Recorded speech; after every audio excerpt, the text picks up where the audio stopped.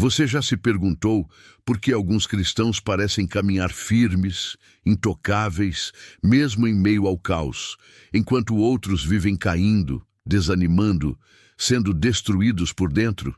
A verdade, meu irmão, é que Satanás não toca em todo mundo.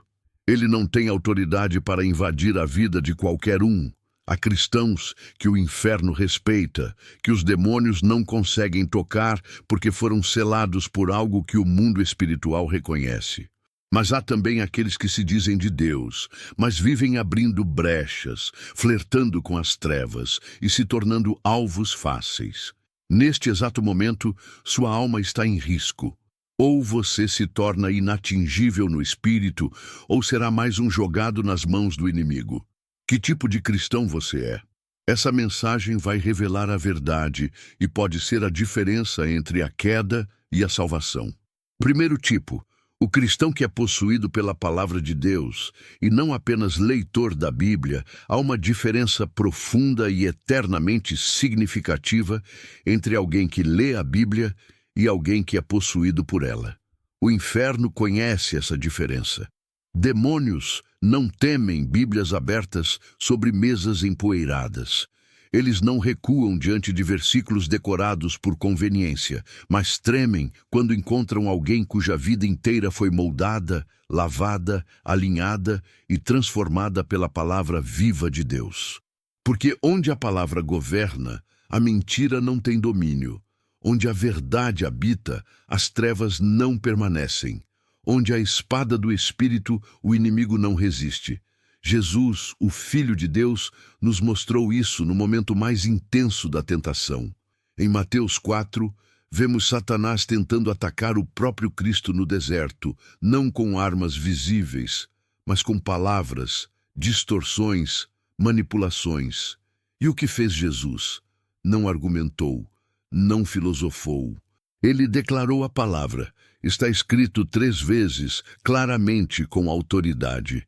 E o resultado, o diabo fugiu porque ele não suporta a verdade. Ele opera na confusão, ele semeia dúvida. Mas quando encontra um coração firmado na Escritura, ele bate em retirada. E aqui está a chave que poucos cristãos compreendem. A palavra de Deus não é um amuleto, é uma arma. É alimento, é escudo, é fogo. É vida. Há muitos que conhecem a letra, mas não conhecem o poder. Muitos sabem o texto, mas não vivem a essência. E é por isso que continuam sendo alvos fáceis. O diabo não teme crentes que carregam a Bíblia. Ele teme os que são carregados por ela. A diferença está em quem foi transformado por ela. Porque quando a palavra habita em alguém, ela altera o modo de pensar, falar, reagir, decidir, amar e enfrentar. Ser possuído pela palavra é muito mais do que ter uma rotina de leitura. É quando cada versículo lido se torna um tijolo em sua armadura espiritual. É quando os princípios de Deus passam a governar suas escolhas. É quando a obediência se torna prazer e o pecado algo inconcebível.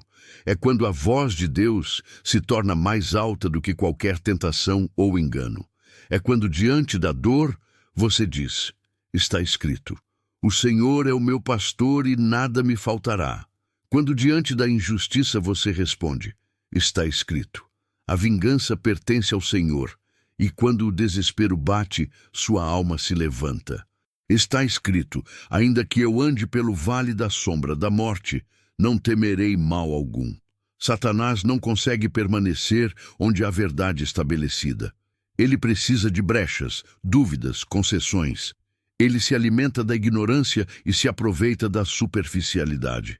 Por isso, o cristão que vive na palavra, que medita nela de dia e de noite, que a aplica em sua vida cotidiana, esse se torna inacessível, não por misticismo, mas por estrutura espiritual real.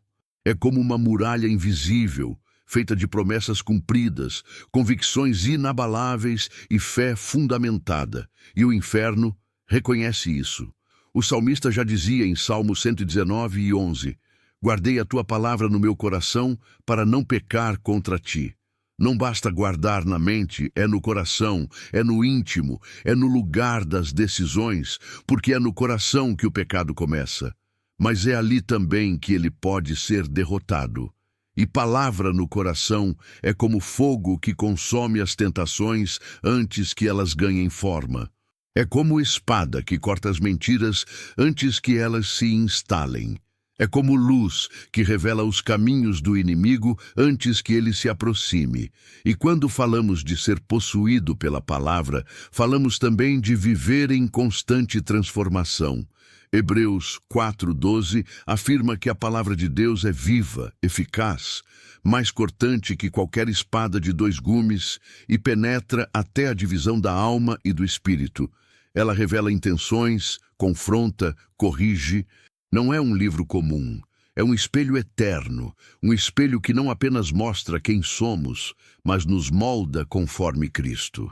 O crente que a recebe como verdade absoluta e a coloca em prática se torna um verdadeiro discípulo. Ele não segue seus sentimentos, ele segue o que está escrito, e isso por si só já é uma ofensa ao inferno, porque o mundo espiritual se move por legalidade. Satanás busca acusações válidas, mas quando encontra um coração submisso à verdade, ele não tem argumentos. É por isso que Jesus disse: "Conhecereis a verdade, e a verdade vos libertará." João 8:32. O cristão liberto pela verdade já não é escravo do medo, da culpa, da vergonha ou da carne. Ele é livre, ele é forte, ele é consciente e, por isso, intocável. Você quer saber por tantos vivem tropeçando no mesmo erro, caindo nos mesmos pecados, sendo vencidos pelas mesmas armadilhas? Porque não estão cheios da palavra, estão cheios de vozes, opiniões, distrações, emoções, mas vazios da verdade.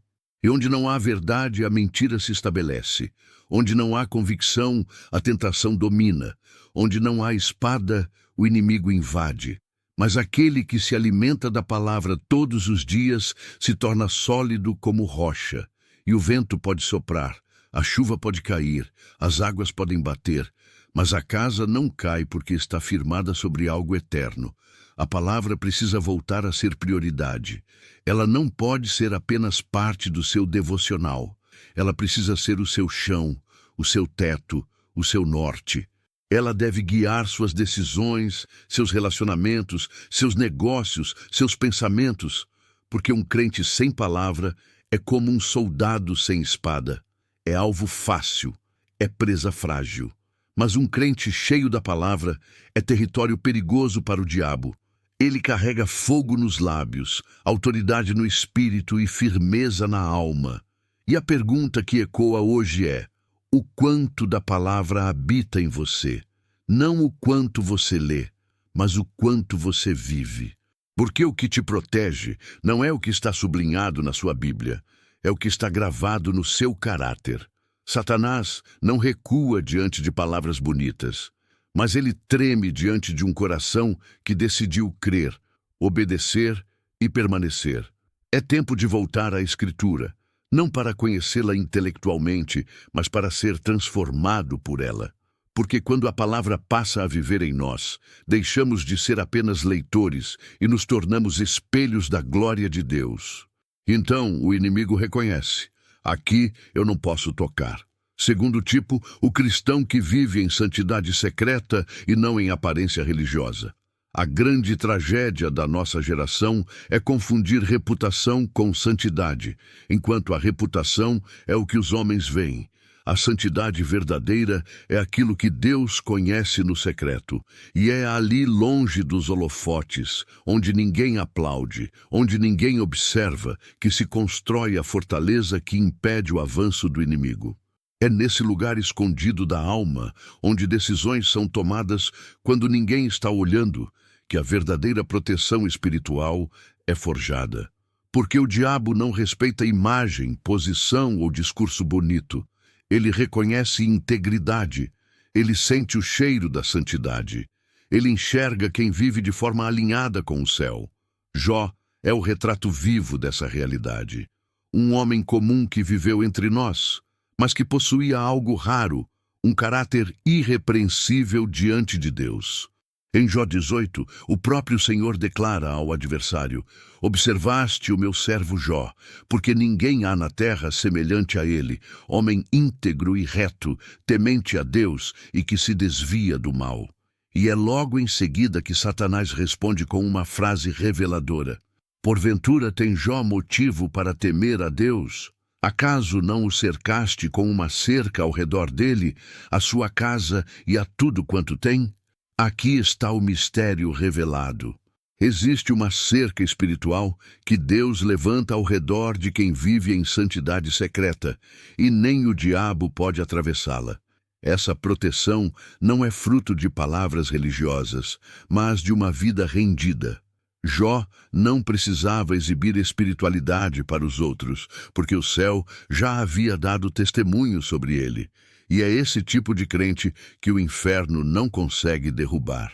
Porque enquanto muitos estão preocupados com aparência, com status, com reconhecimento, com prestígio, os que vivem em santidade no íntimo estão sendo blindados pelo próprio Deus. Eles não precisam provar nada. Eles apenas vivem. Vivem com integridade, com temor, com coerência entre o que dizem e o que fazem. E aqui mora o grande perigo da religiosidade. Ela forma atores e não guerreiros. Forma gente que sabe impressionar no público, mas que cai no privado. Gente que sabe orar alto na congregação, mas vive negociando com o pecado no segredo. Gente que canta bem, prega bonito, mas quando ninguém está olhando, se entrega àquilo que desagrada ao Espírito Santo. E o resultado é devastador. Não há muralha, não há cerca, não há autoridade, e o inimigo entra. Santidade não é uma máscara, é uma escolha diária. E essa escolha é feita no escuro, no silêncio, quando ninguém está aplaudindo. É quando o celular está na mão e o Espírito Santo diz não. É quando o desejo de responder com raiva aparece, mas você escolhe o fruto do Espírito. É quando ninguém veria, ninguém saberia, mas você decide obedecer mesmo assim. Isso é santidade secreta, é vida no altar. E é esse tipo de vida que provoca o reconhecimento do céu e o temor do inferno. Há uma geração hoje que sabe construir imagem, mas não sabe manter comunhão. Sabe fazer marketing, mas não sabe calar-se em reverência diante de Deus. Sabe se posicionar nas redes sociais, mas não sabe se dobrar diante do trono. E é por isso que vivem vulneráveis. Não há cerca, não há autoridade, porque santidade não se publica, se vive. E se não houver verdade no secreto, o brilho no público não vale nada. O inimigo não respeita quem impressiona multidões. Ele teme quem agrada a Deus. A santidade de Jó não nasceu de rituais vazios. Ela era fruto de uma decisão de vida. Ele temia a Deus e se desviava do mal. Não apenas resistia ao pecado, ele o evitava. Ele não negociava, ele não flertava com a tentação, ele fugia. Isso é o que falta em muitos, o desvio. Porque hoje há quem ore, mas não fuja do mal. Há quem jeje, mas mantenha alianças com aquilo que corrompe. E não há poder onde há contradição. Quando vivemos com o coração puro diante de Deus, mesmo que tudo desmorone ao nosso redor, há uma segurança espiritual que nos sustenta. Jó perdeu tudo, bens, filhos, saúde, mas não perdeu sua posição diante de Deus. Isso foi suficiente. Mesmo no pó e na cinza, ele manteve sua integridade, porque ela não dependia de circunstâncias. Era uma escolha de alma, era aliança com o céu. E Satanás, mesmo com toda a sua fúria, não conseguiu corromper o que havia dentro dele. O desafio hoje é claro. Você vive santidade de verdade ou uma performance espiritual? O que você faz quando ninguém vê? Quais decisões você toma quando está sozinho?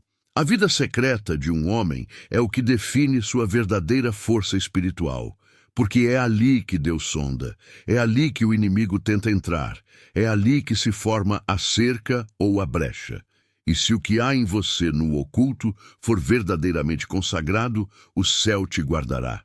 A santidade não é opcional, ela é um chamado. Hebreus 12:14 declara: Segui a paz com todos e a santificação, sem a qual ninguém verá o Senhor. Isso não é uma sugestão, é um alerta. Quem não anda em santidade está espiritualmente cego, não vê a glória, não percebe os ataques, não discerne os perigos e por isso cai. Por isso vive de aparência, de instabilidade, de ciclos de queda. Mas aquele que decide viver separado para Deus, mesmo no meio da corrupção, encontra força para resistir. Não se trata de perfeição, trata-se de decisão. Deus não busca santos por mérito. Ele busca corações quebrantados, dispostos a serem transformados. E quando essa decisão é tomada, algo acontece no mundo espiritual. Deus levanta muros, o céu se alinha, o inimigo perde acesso. Porque santidade é o ambiente onde Deus habita, e onde Deus está, o mal não permanece. Se você deseja ser intocável, não busque visibilidade, busque pureza, não deseje aplausos. Deseje aprovação divina, não corra atrás de títulos, corra para o altar, porque é na entrega, no quebrantamento, na escolha diária pelo que é santo, que a proteção espiritual é estabelecida. E quando isso acontece, o próprio Deus diz ao inimigo: você viu o meu servo, e nesse momento você se torna inatingível, não porque é forte, mas porque decidiu viver diante do santo, e Satanás reconhece essa marca. Terceiro tipo, o cristão que ora com autoridade, e não por obrigação religiosa, há orações que Deus ouve e há orações que o inferno teme. E estas últimas não nascem de lábios apressados ou de corações mornos, mas de almas rendidas, conscientes de sua posição espiritual e da autoridade que carregam em Cristo. O diabo não teme palavras repetidas, longas repetições ou frases bonitas. Ele treme diante de um crente que dobra os joelhos com fé viva, boca sincera e espírito inflamado pelo fogo do altar. Esse tipo de oração não apenas toca os céus, ela fere o reino das trevas e abre caminho para o agir de Deus. A oração verdadeira é mais do que dever, é arma de guerra. É na oração que batalhas invisíveis são vencidas, muralhas caem, correntes são quebradas, doenças recuam e portas se abrem e espíritos malignos são expulsos. Mas nem toda oração carrega essa força. Só tem autoridade espiritual quem ora com retidão, com alinhamento, com fé.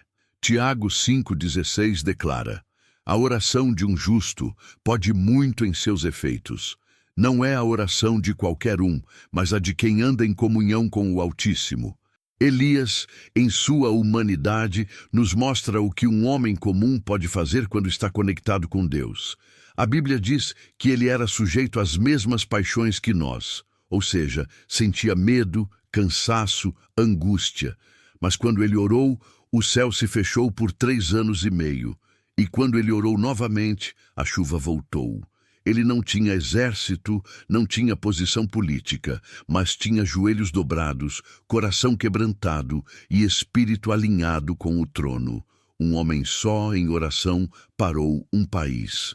Isso basta para nos fazer perguntar que tipo de oração temos feito. Orar por costume é inofensivo ao inferno. Orar com pressa, como quem recita um dever, não move nada. Mas quando a oração vem de um espírito que conhece a autoridade de Cristo, que ora com base na palavra, com fé firme e vida consagrada, o reino das trevas treme. Há cristãos que quando começam a orar os céus se abrem, os anjos se posicionam e os demônios recuam, porque não se trata de quem eles são por fora, mas de quem eles são no espírito. E isso nos alerta para um erro sutil. O hábito religioso de orar sem espírito. Muitos fazem da oração uma formalidade, uma obrigação. Oram porque têm que orar, mas não sabem por oram. E mais grave, não creem no que estão dizendo. Palavras soltas, frases vazias, pedidos sem fé. Tudo isso soa como um eco no deserto espiritual. Mas aquele que ora com autoridade, ora com convicção. Ele sabe quem está ouvindo e sabe também quem está resistindo. Ele ora quem entra numa guerra, não como quem cumpre um protocolo. Ele sabe que está pisando em campo de batalha espiritual. Em 1 Reis 18, vemos Elias enfrentando os profetas de Baal enquanto eles gritavam, se cortavam e invocavam seus deuses falsos. Elias, em um único clamor, com confiança e reverência, chamou o fogo do céu, e o fogo veio, o que diferenciava. Elias não era seu talento, mas sua intimidade com Deus. Ele não gritava para ser ouvido. Ele clamava com autoridade porque já vivia em obediência. Isso nos ensina que a autoridade na oração não é uma fórmula, é um reflexo da vida com Deus. Muitos querem orar com poder, mas vivem em rebeldia. Querem mover os céus, mas não obedecem à voz do Espírito. E a verdade é que o céu só responde ao coração quebrantado. A oração com autoridade nasce da renúncia, da santidade, do arrependimento constante. Não há autoridade verdadeira sem submissão, porque o diabo conhece as vozes que falam com base na carne e reconhece aquelas que falam como filhos legítimos do reino, e ele só obedece quando ouve quem está debaixo da autoridade de Cristo. Esse é o tipo de oração que ergue muralhas em volta da casa, que protege os filhos, que desfaz armadilhas, que bloqueia ataques, é como fogo no ambiente espiritual. E por isso, o cristão que ora com autoridade não é qualquer um. Ele é um terror para o inferno, onde ele pisa a mudança, onde ele clama a libertação. Onde ele intercede, algo acontece, porque ele não depende da emoção. Ele ora com base na palavra, e a palavra é a espada que corta as trevas. A oração precisa voltar a ser prioridade, não como um peso, mas como uma arma, como fôlego, como sobrevivência. O crente que não ora é como um soldado que entra em guerra sem munição. Vive caindo, vive confuso, vive fraco, porque não fala com o general. Mas aquele que faz da oração seu lugar secreto se torna inabalável. Ele não é dominado pelos ventos da dúvida. Ele não é abalado pelas ameaças do inimigo, porque ele já falou com Deus. E quando alguém fala com Deus, de verdade, ele volta diferente. O inimigo quer te distrair. Ele quer que você ore com pressa, que você troque oração por entretenimento, que você dependa da oração dos outros, mas não desenvolva sua própria vida de clamor. Porque ele sabe, um cristão que ora é incontrolável para as trevas. Ele sabe que quando você fechar a porta do quarto e se ajoelhar, com fé, muralhas vão cair, correntes vão romper e a voz de Deus vai se manifestar. A pergunta que ecoa é: você ora com autoridade ou apenas por costume? Suas orações têm provocado movimento espiritual ou são apenas ruído no céu? Porque oração sem fé é barulho, mas oração com fé é impacto. E oração com fé place, obediência, às autoridades. E a autoridade verdadeira não se explica. Ela se manifesta, ela muda atmosferas, ela quebra cadeias, ela silencia o inimigo.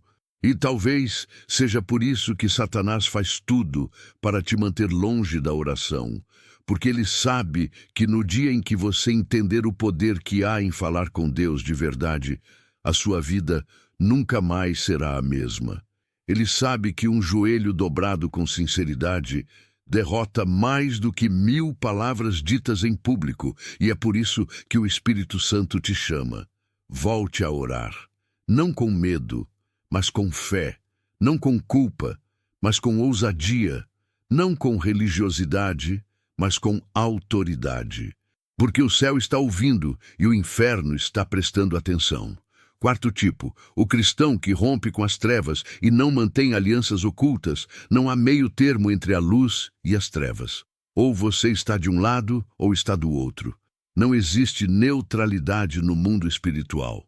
Satanás não respeita um crente que ainda guarda áreas ocultas em sua vida. Pequenas concessões, pecados tolerados, alianças secretas que ninguém vê, mas que ele conhece. O cristão que deseja ser intocável precisa entender esta verdade com urgência. Qualquer acordo com as trevas, por menor que pareça, é uma porta aberta para o inimigo agir.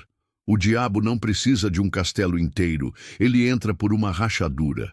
O evangelho não é uma proposta de convivência com o pecado, é um chamado para a ruptura total. Jesus não morreu na cruz para que vivêssemos com uma aparência de santidade enquanto mantemos alianças escondidas com aquilo que o ofende. O sangue de Cristo purifica, mas também exige separação. Um cristão que se torna perigoso para o inferno é aquele que decide de forma radical cortar qualquer ligação com aquilo que desagrada a Deus. Ananias e Safira são um retrato trágico do perigo de manter pecados escondidos dentro da comunidade de fé. Em Atos 5, eles decidiram vender uma propriedade e, de comum acordo, reter parte do valor, enquanto fingiam doar tudo. A mentira estava encoberta, ninguém saberia, mas o Espírito Santo viu. E quando Pedro confronta a Ananias, ele diz: "Por que encheu Satanás o teu coração para que mentisses ao Espírito Santo?" A consequência foi imediata: morte, julgamento, exposição. Isso nos mostra que a aliança secreta com a mentira é uma brecha fatal. O diabo não precisa que você negue a fé publicamente. Ele só precisa que você esconda algo, um relacionamento fora da vontade de Deus, um pecado acariciado na mente, um vício tolerado em silêncio, um hábito impuro cultivado no escuro. É nessas áreas secretas que ele se instala. O perigo não está apenas no que se faz, está no que se permite permanecer. E muitos vivem derrotados, sem força espiritual, sem discernimento, porque ainda não romperam com o que os conecta às trevas. Viver na luz é uma decisão diária, é escolher a transparência, a verdade, a pureza. Não significa perfeição, mas disposição de abandonar tudo aquilo que enfraquece o espírito. É por isso que Efésios 5:11 nos adverte: "E não comuniqueis com as obras infrutíferas das trevas, mas antes condenai-as." O cristão que quer ser intocável precisa se posicionar claramente. Não pode caminhar com um pé na luz e outro no mundo. Não pode dizer que ama a Deus, mas continuar alimentando hábitos que o entristecem. Há filmes, músicas, conversas, ambientes, alianças e relacionamentos que são aberturas diretas para o inimigo. E o Espírito Santo está constantemente nos alertando: sai do meio deles. Mas muitos resistem, preferem agradar pessoas do que obedecer a Deus. E essa hesitação espiritual é como um convite para o inimigo entrar. Ele entra onde há duplicidade. Ele se alimenta da indecisão. Ele se fortalece no oculto. Por isso, romper com as trevas é mais do que necessário, é vital. Você não precisa anunciar ao mundo cada decisão de renúncia. Mas diante de Deus, você precisa ser radical, porque aquilo que você tolera secretamente será o que vai te destruir publicamente.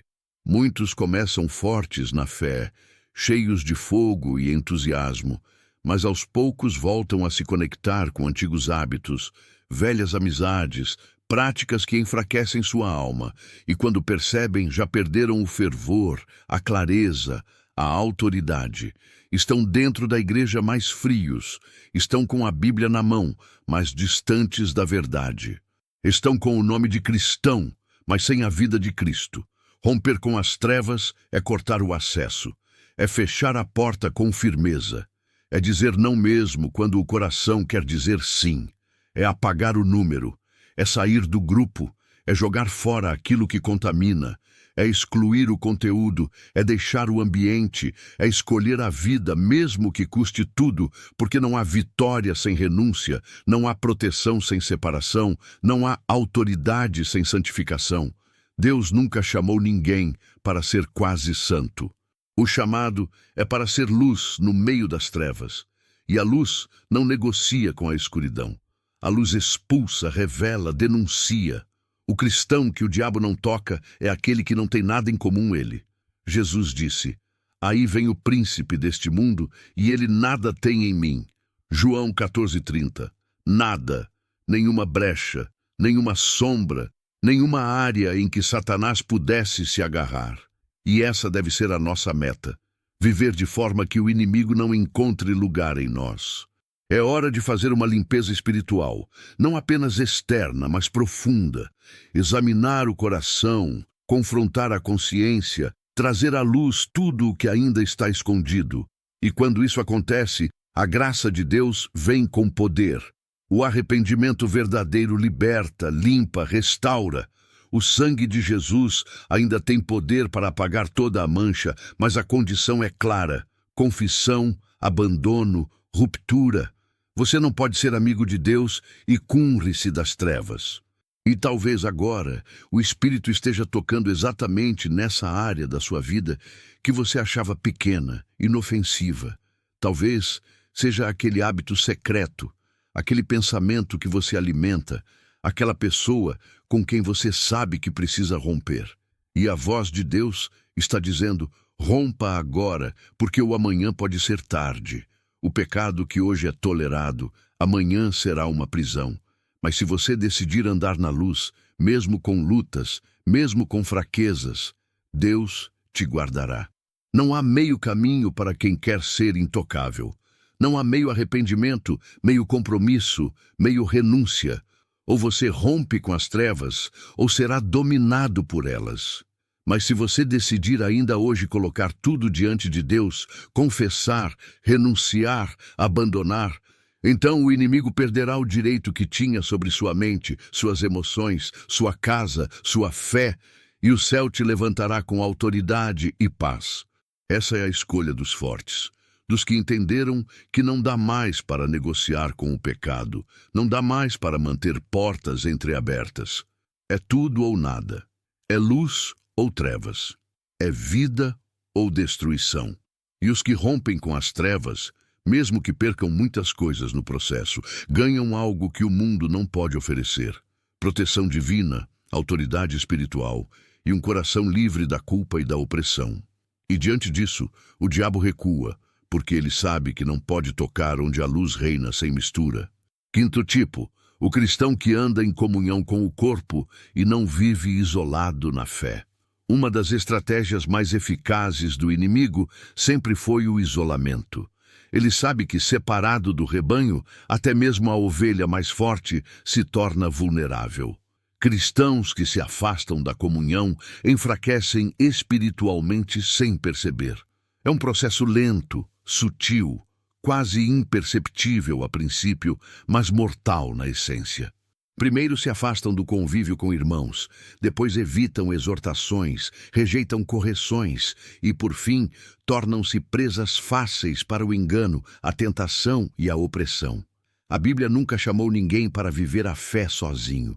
O plano de Deus sempre foi um povo, um corpo, uma família. Cristãos isolados são alvos preferidos de Satanás. Ele os cerca com mentiras, alimenta ressentimentos, semeia desconfiança e os faz pensar que são autossuficientes. Mas o cristão que caminha em comunhão, que se submete, que compartilha, que se deixa edificar, esse é protegido por uma unção que flui do corpo.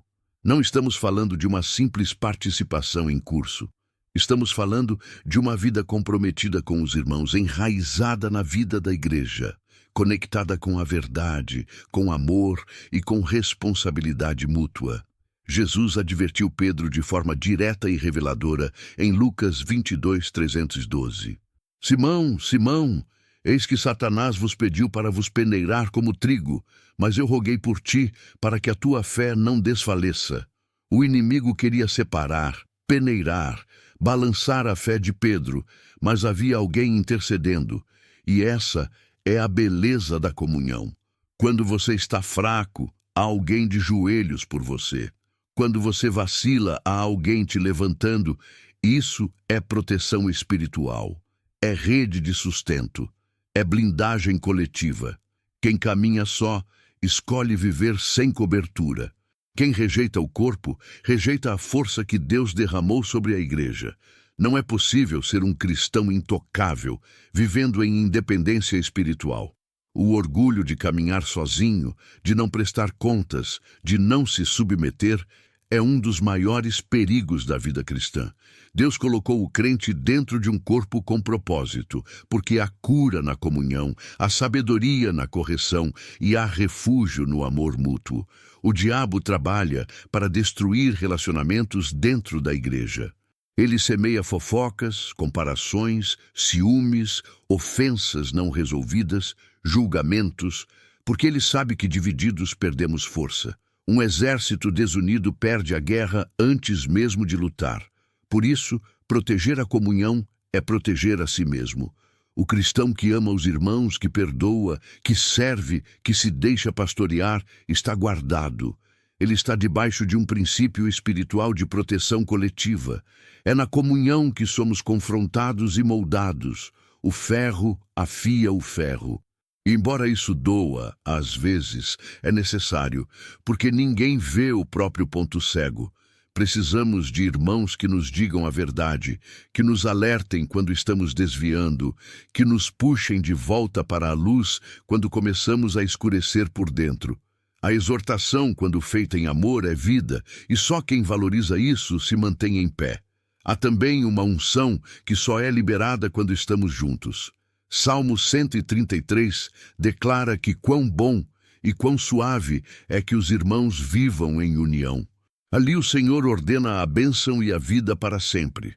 Deus ordena a bênção onde há unidade, onde há comunhão sincera. Isso significa que há níveis de graça, de força espiritual e de manifestação divina que só experimentamos.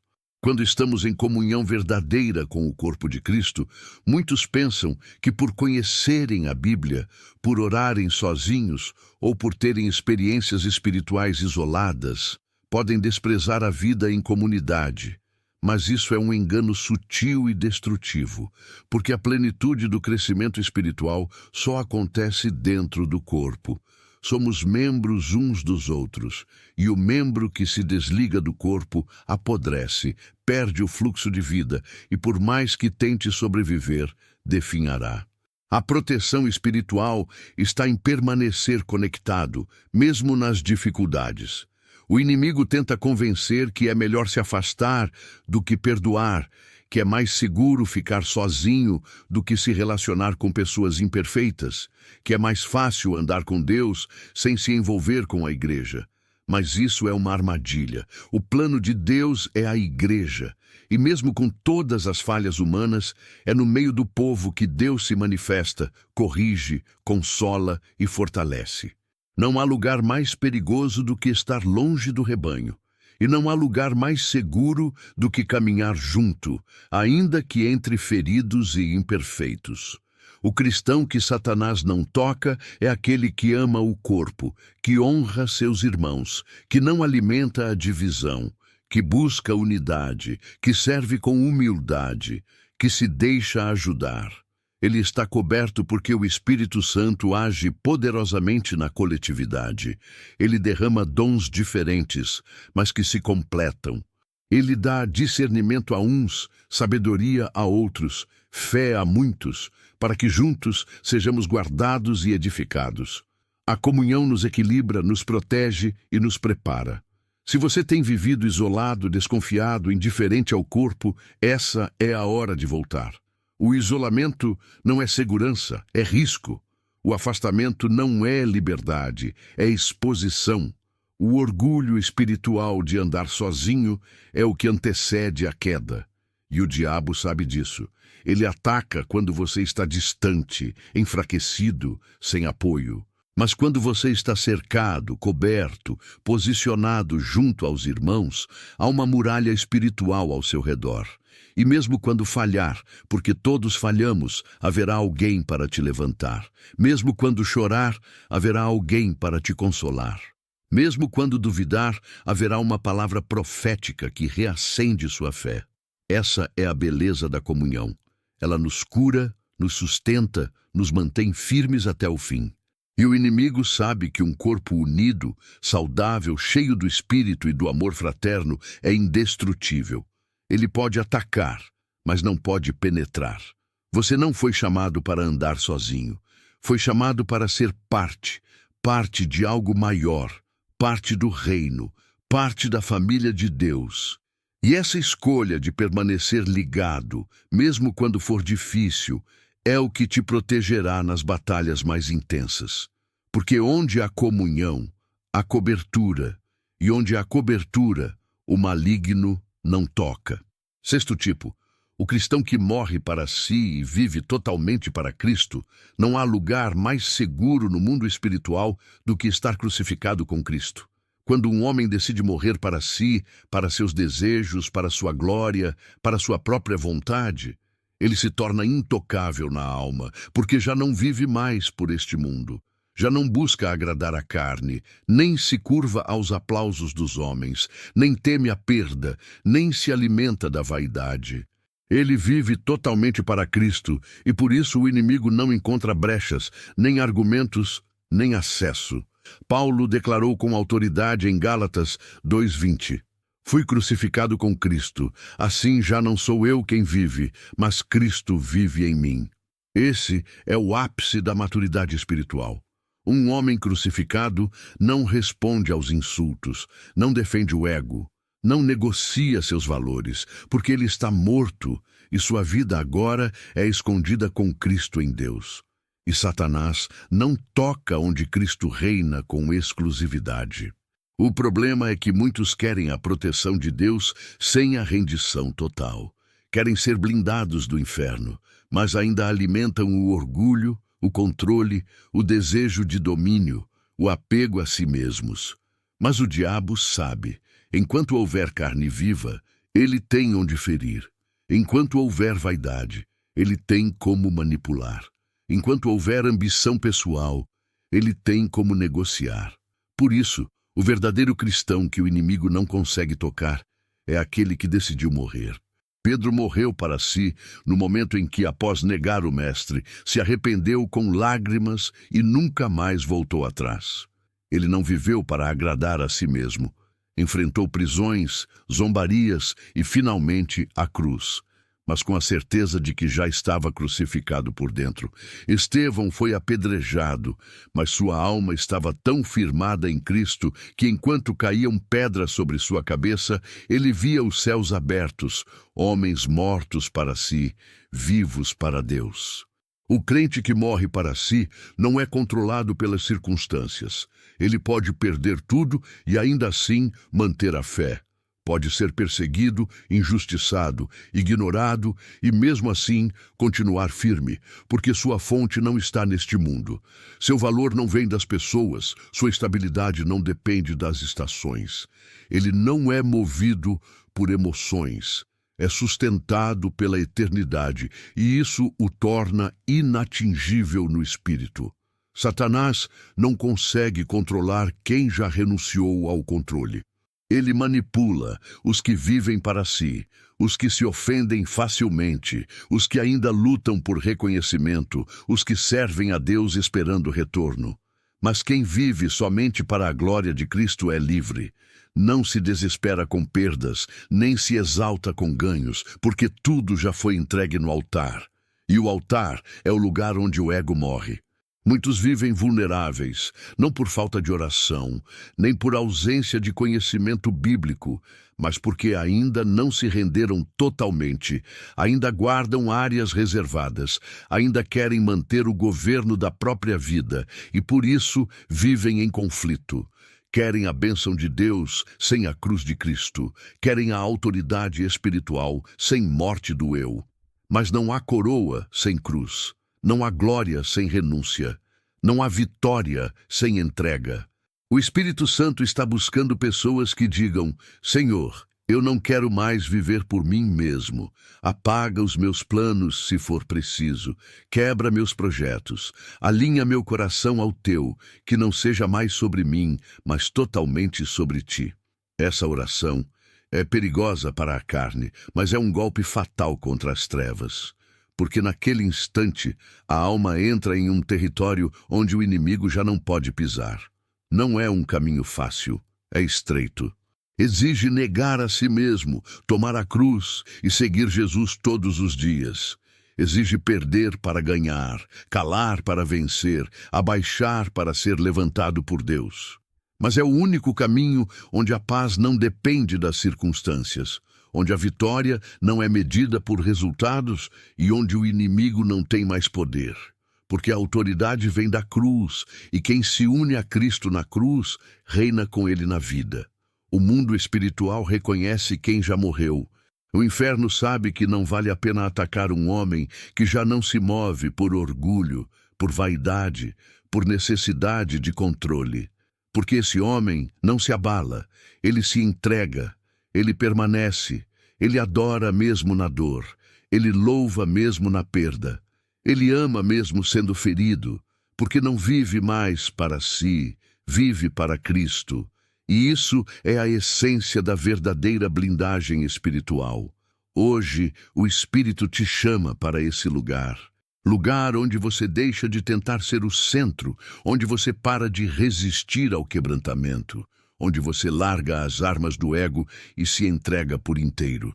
Porque só quando morremos para nós mesmos é que podemos viver plenamente para Deus, e só então nos tornamos inatingíveis na alma. E a pergunta que precisa ser feita com seriedade é esta: você está entre os que o diabo não pode tocar, ou sua vida ainda é cheia de distrações, disputas internas, vaidade e autopreservação? Você já morreu para o mundo ou ainda luta por um lugar nele? Porque o reino de Deus não é lugar para os que vivem para si, é lugar para os que foram crucificados com Cristo. Paulo enfrentou açoites, prisões, fome, frio, abandono, calúnias, naufrágios, mas nunca se desviou porque já havia morrido. Sua vida não lhe pertencia mais. Sua alma não era mais dele. E é isso que nos dá força para resistir em tempos difíceis. Não é motivação, é morte do eu. É viver o que Jesus viveu. Pai, seja feita a tua vontade e não a minha. Chega um momento em que você precisa parar de tentar controlar tudo e simplesmente entregar, abrir mão, renunciar, dizer: eu morri, agora Cristo vive em mim. E quando essa entrega acontece, você se torna inabalável. Porque o inimigo pode tocar em muitas coisas, mas ele nunca pode tocar em uma alma que já pertence totalmente a Cristo. Se você deseja viver uma fé verdadeira, blindada, cheia de autoridade, então morra para este mundo. Morra para as expectativas humanas. Morra para os aplausos. Morra para os medos. Morra para si mesmo e viva para Jesus.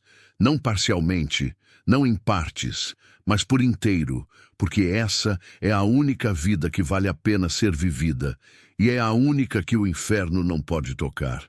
Chega um momento, meu irmão, em que a palavra não pode mais ser apenas ouvida, ela precisa ser vivida. Tudo o que o Espírito Santo nos revelou até aqui não foi apenas para informar, mas para transformar. Esta mensagem não foi construída para entreter corações religiosos, mas para acordar guerreiros espirituais que estavam adormecidos. O inimigo tem tocado em muitos, porque há cristãos distraídos demais, vazios demais, superficiais demais. Mas o tempo da superficialidade acabou. O tempo da neutralidade chegou ao fim. Ou você se posiciona como alguém que o inferno não pode tocar, ou será mais uma vítima nas mãos do adversário. Você foi chamado para ser luz, para ser sal, para ser soldado de um exército celestial que não se curva diante da pressão do mundo. O apóstolo Paulo nos ensinou que nenhum soldado em serviço se embaraça com os negócios desta vida. João 24. Mas quantos hoje estão enredados com vaidades, com brigas inúteis, com ambições humanas e, enquanto lutam por coisas terrenas, perdem a armadura espiritual e se tornam alvos expostos diante das trevas. A verdade é dura, mas precisa. O diabo não respeita discurso, não se intimida com aparência de piedade. Ele respeita a vida crucificada, joelhos dobrados, alma rendida.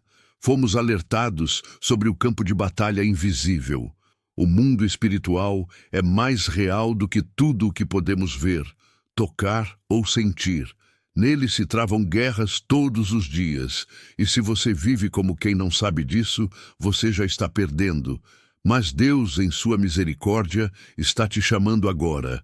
Está dizendo: reja, vista a armadura, feche as brechas, torne-se inatingível. E isso começa com a palavra não apenas lida, mas absorvida, digerida, transformada em carne na sua vida. Aquele que é possuído pelas Escrituras se torna uma ameaça viva ao inferno. Depois, o Senhor nos mostrou que a santidade secreta é um escudo que o inimigo não pode atravessar. Jó não era apenas íntegro diante dos homens, ele era irrepreensível diante de Deus. Havia uma cerca ao seu redor, não por magia, mas por integridade. O que protege não é a eloquência, mas a pureza. Não é o quanto falamos sobre Deus, mas o quanto vivemos para Ele quando ninguém está olhando. Santidade no secreto é o esconderijo do Altíssimo. É ali que a alma se torna inviolável. Fomos confrontados também sobre a oração, não a oração automática religiosa, mas aquela que carrega autoridade. Elias não era especial por ser diferente de nós. Ele era sujeito às mesmas paixões. Mas quando orava, os céus obedeciam, porque ele orava com o coração limpo, com fé viva, com propósito eterno. E você, suas orações mudam ambientes ou apenas ocupam tempo? Você clama como quem sabe quem está ouvindo, ou fala como quem não acredita que algo vai acontecer, porque o cristão que ora com autoridade não precisa de palco. Ele move o céu no silêncio do seu quarto.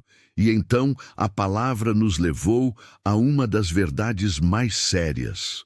O cristão que rompe com as trevas é aquele que vive em liberdade real. Não há como viver protegido enquanto se alimenta do que contamina.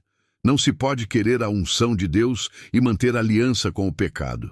Ananias e Safira tentaram viver com um pé na luz e outro nas sombras e morreram.